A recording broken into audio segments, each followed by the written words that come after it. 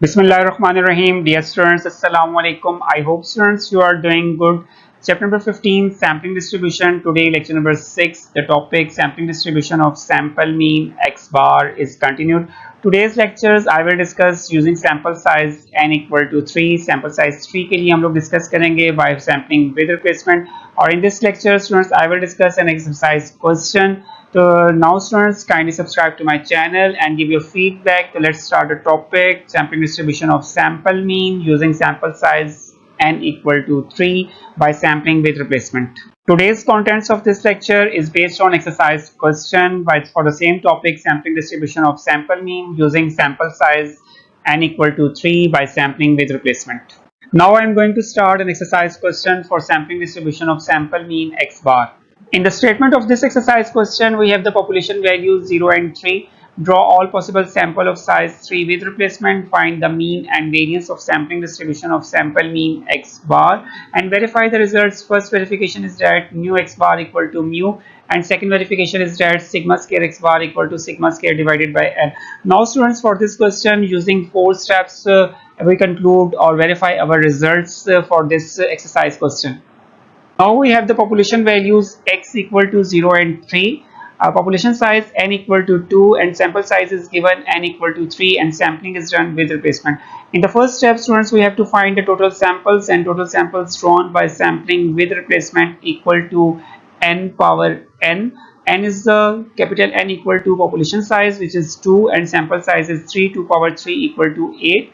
In the first column students, हम लोग 8 samples को draw करेंगे, serial number 1 to 8. In the second column we write the samples of size 3, and in the next column students we have to find the sample means x bar. Now for the first step, samples draw करेंगे और samples draw करने का same methodology use करेंगे for sampling with replacement के लिए. तो first of all students, आपने अपने total samples को divide करना है population size 2 पे, और which is 4, और first value जो है वो आपके पास population values जो है 0 है. 0 को आप write करेंगे 4 टाइम, और ये मैंने इसको राइट किया है सैंपल्स के कॉलम्स के अंदर. 0 को 4 टाइम राइट करना है, 1 2 3 एंड 4. और नेक्स्ट आपके पास जो पॉपुलेशन वैल्यू है विच इज 3, इसको अगेन आपने इसी सीक्वेंस में 4 टाइम राइट करना है, 3 3 3 एंड 3. और सेकेंडली आपने अगेन जो है वो अपनी पॉपुलेशन साइज को डिवाइड करना है 4 पे, और ये आपके पास आ जाएगा 2. तो अगेन आपने नेक्स्ट जो आपकी पॉपुलेशन वैल्यू है 0, इसको आप राइट करेंगे 2 टाइम, और 0 को मैंने 2 टाइम राइट किया है यहाँ पर. और सिमिलरली आपने नेक्स्ट वैल्यू आपकी 3 है, और 3 को अगेन आप 2 टाइम राइट करेंगे, और 3 3. और सिमिलरली आपने अपने पैटर्न को जो है वो कंटिन्यू रखना है. नेक्स्ट अगेन आपने 0 को राइट करना है 2 टाइम, और फिर अगेन आपने 3 को राइट करना है 2 टाइम.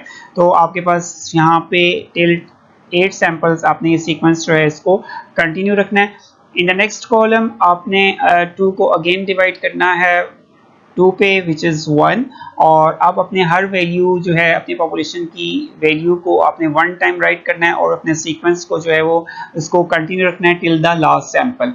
और ये आपके पास आ जाएगा 0 3. नेक्स्ट अगेन इसको राइट करेंगे 0 3, अगेन इसको राइट करेंगे 0 3, और नेक्स्ट आपके पास आ जाएगा 0 3. तो यहाँ पे आपके पास स्टूडेंट्स आपके पास 8 सैंपल्स जो है वो कंप्लीट हो जाएंगे. तो in this way students you can complete the total samples by sampling with replacement process. In the next column students we have to find the X bar. X bar mean के आपने each samples जो है उसका आपने mean calculate करना है, और mean calculate करने के लिए आपने तीनों वैल्यूज को ऐड करना है. 0 plus 0 divided by 3 which is 0. Then 0 plus 0 plus 3, 3 divided by 3, answer is 1. आपके पास मीन का आंसर 1 आ जाएगा. नेक्स्ट में अगेन 3 by 3 1. नेक्स्ट में आपने इन तीनों को ऐड करना है, और 0 plus 3 plus 3 6, 6 divided by 3, answer is 2, और ये आपके पास 2 आ जाएगा. नेक्स्ट में आपने अगेन 3 plus 0 plus 0, ये आपके पास 3 divided by 3, answer is 1. Similarly next 6 sample में 3 plus 0 plus 3, 6 divided by 3, answer is 2. 3 plus 3 6 divided by 2, answer is 2. और लास्ट कॉलम में आपने लास्ट जो आपके पास सैंपल है 3 + 3 + 3 9 डिवाइडेड बाई 3 आंसर इज 3। तो in this way students you can calculate the value of x bar. तो हमने तमाम सैंपल्स के मीन्स को कैलकुलेट कर लिया है और now in the next step students हम लोग प्रिपेयर करेंगे sampling distribution for x bar. The second step, students, we have to find the sampling distribution of sample mean x bar.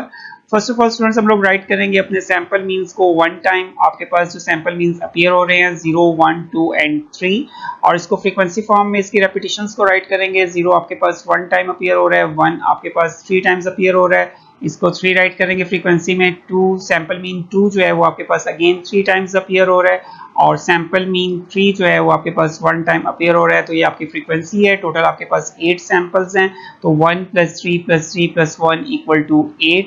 तो ये आपके पास सैम्पलिंग डिस्ट्रीब्यूशन जो है वो हम लोग प्रिपेयर कर रहे हैं विद कॉरस्पॉन्डिंग फ्रीक्वेंसीज और इसके साथ हम लोग इसकी जो है वो उसकी प्रोबेबिलिटी और रिलेटिव फ्रीक्वेंसीज को प्रिपेयर करेंगे। तो इसके लिए आपने नेक्स्ट कॉलम की हेडिंग देनी है f of x bar.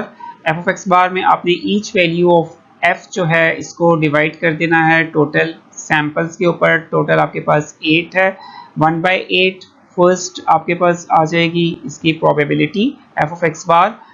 Second में आपने 3 डिवाइडेड बाई 8 राइट करना है। नेक्स्ट में अगेन 3 डिवाइडेड बाई 8 और अगेन आपने 1 डिवाइडेड बाई 8। तो आपके पास प्रोबेबिलिटीज और रिलेटिव फ्रीक्वेंसीज का सम जो है which is always equal to 1 होगा। तो ये आपके पास सैम्पलिंग डिस्ट्रीब्यूशन प्रिपेयर्ड है। नेक्स्ट 2 कॉलम्स जो मैंने प्रिपेयर किए हैं फॉर मीन एंड वेरिएंस के लिए। तो नेक्स्ट कॉलम में आपने स्टूडेंट्स x बार को मल्टीप्लाई करना है f of x बार से और देन फिर नेक्स्ट कॉलम में हम लोग मल्टीप्लाई करेंगे x बार का square dot f of x bar.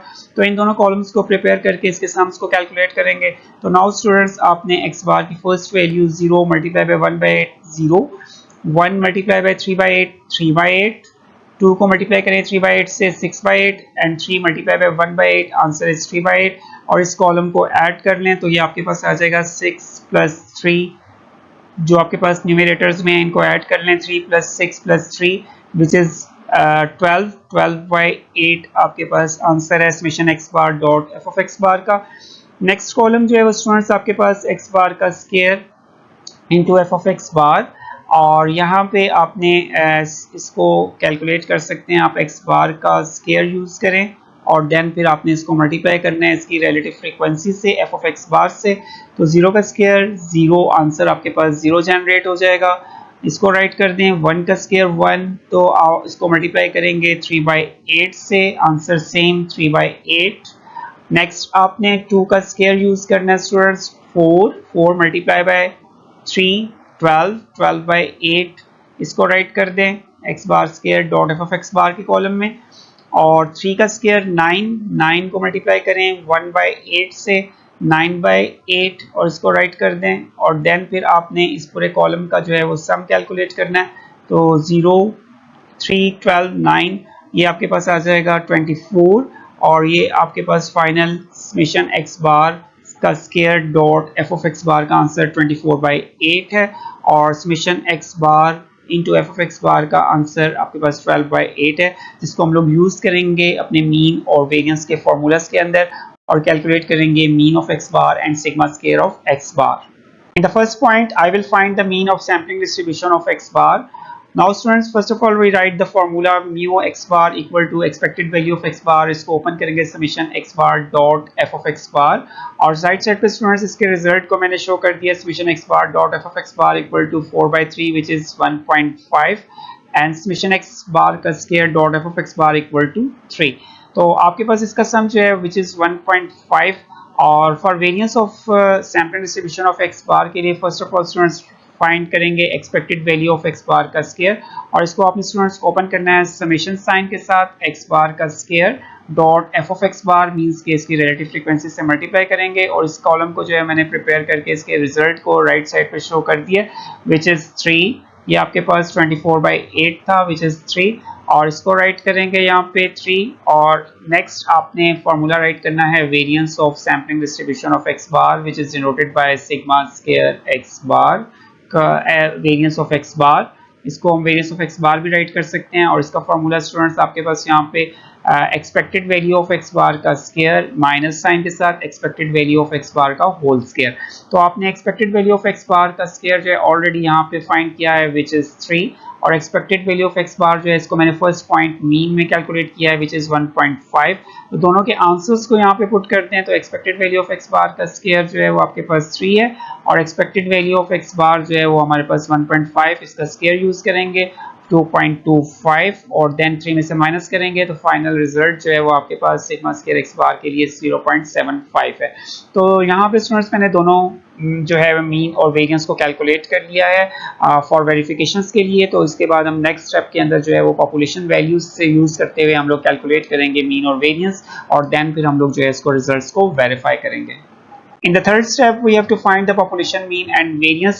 We have the population values x, students को कॉलम में राइट करें 0, 3 और समेशन इसका कैलकुलेट कर लें 0 + 3 = 3, और x स्क्वायर का कॉलम स्टूडेंट्स फॉर वेरिएंस के लिए 0 का स्क्वायर 0, 3 का स्क्वायर 9 और 9 + 0 summation x square = 9। Now students use formulas for population mean mu = summation x over capital N और 3/2 which is 1.5 summation x की वैल्यू 3 यूज करेंगे, और कैपिटल N जो है वो आपके पास पॉपुलेशन साइज यानी पॉपुलेशन की वैल्यूज जो है वो आपके पास 2 वैल्यूज हैं, तो 3/2 = 1.5, और पॉपुलेशन वेरिएंस का सेम फार्मूला यूज करेंगे summation sigma square = summation x square over n minus summation x over n का होल स्क्वायर। और यहाँ पे स्टूडेंट्स आपके पास जो वैल्यू है summation x स्क्वायर की विच इज 9, और इसको पॉपुलेशन साइज पे डिवाइड कर दें, और नेक्स्ट आपके पास समेशन x ओवर n 3/2 का होल स्क्वायर। तो इसको आप लोग कंप्लीटली यूजिंग कैलकुलेटर आप इसको सॉल्व करें तो ये आपके पास 2.25 है।